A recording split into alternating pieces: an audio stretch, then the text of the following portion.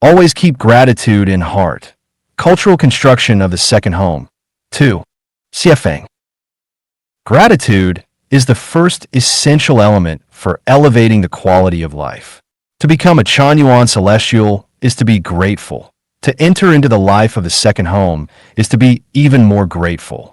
Having escaped the worldly routines and now freely enjoying the joys of life in the home, how can we not be grateful? What more could we want? Food, clothing, housing, transportation, birth, aging, illness, and death are all provided by the home. We no longer toil and rack our brains over raising children or caring for the elderly. Work is simple. We are no longer exhausted by endless trivial matters.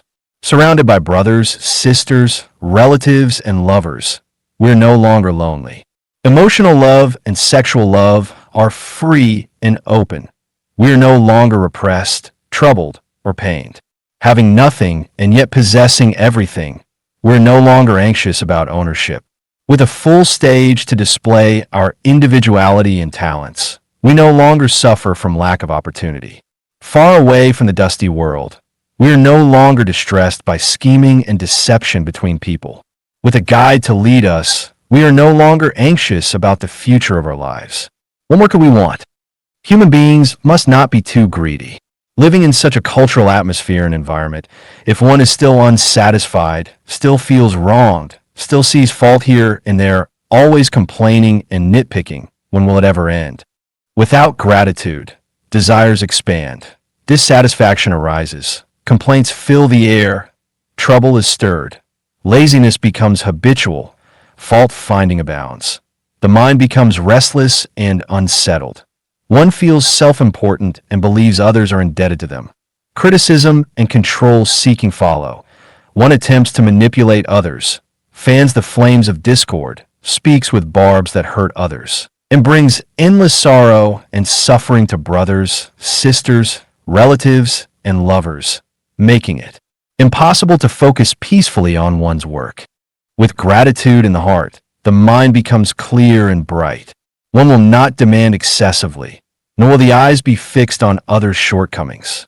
One will not idle about aimlessly, nor seek to control or possess others. One will not impose one's will on others, nor limit their joy, happiness, or freedom. Jealousy, resentment, and constant comparison will not arise. Anger, irritability, and endless complaints will not dominate. One will not constantly feel oppressed or bullied, nor sink into despair at the smallest setback. With gratitude in the heart, one brings joy to oneself and to others. Life no longer feels harsh or oppressive. Everything appears beautiful and harmonious. The heart becomes broad and the spirit refreshed. Selfless love and dedication blossom. One praises and encourages others instead of criticizing and blaming them. One becomes understanding, forgiving, and tolerant of others' faults, and builds relationships of warmth, harmony, and affection with people and surroundings. Enthusiasm and passion are inspired, driving one to devote oneself wholeheartedly to the cause of humanity's happiness. Before realizing our ideals, we must always remember that none of us are perfect. We each need to ascend further and must not remain at yesterday's level. Precisely because both we and others are imperfect, we must forgive one another, and forgiveness springs from the gratitude within our hearts. For every Chanyuan celestial, keeping gratitude in the heart should become a cultural trait of the second home. With gratitude in the heart, no flaming mountain is insurmountable, no hardship unconquerable, no temporary difficulty unbearable. Gratitude connects us upward to heaven and downward to human nature. With gratitude, we will surely receive the favor of the greatest Creator and will always see the light breaking through after temporary darkness. Always be grateful in all things, in every place.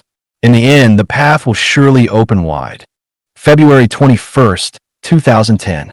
Speaking frankly and truthfully, cultural construction of the second home. 3. Siafeng. We must bury despotism and dictatorship. Every kind, hard-working, simple, and trustworthy person should be able to enjoy a life of happiness.